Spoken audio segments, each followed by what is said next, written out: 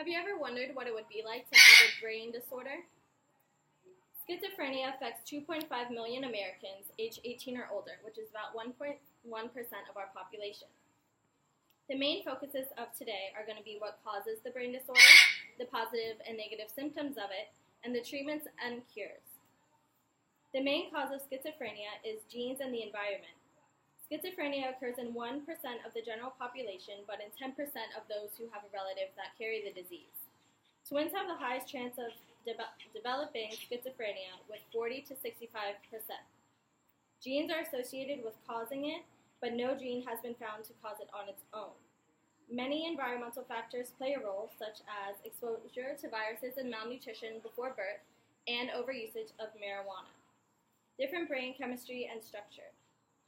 Scientists believe that neurotransmitters such as dopamine and glutamate are possibly what plays the main role in schizophrenia. The brains of normal people look a lot different than those with schizophrenia, such as having larger central ventricles.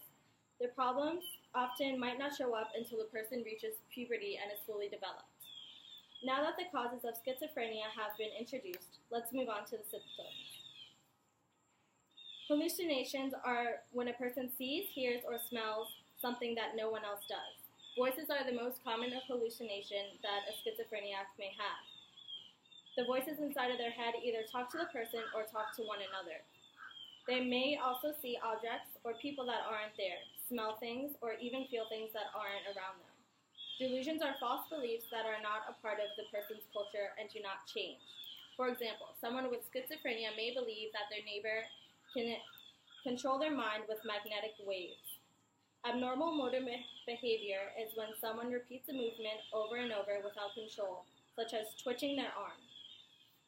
In extreme cases, they may get into a state of catatonia, which is where the person does not move or respond to anybody for a long period of time. Seeing all the symptoms that someone with schizophrenia has to deal with, let's discuss the treatment and medications that can help them. Antipsychotic medications are proven to treat acute psychosis and reducing the chances of outbreaks or episodes.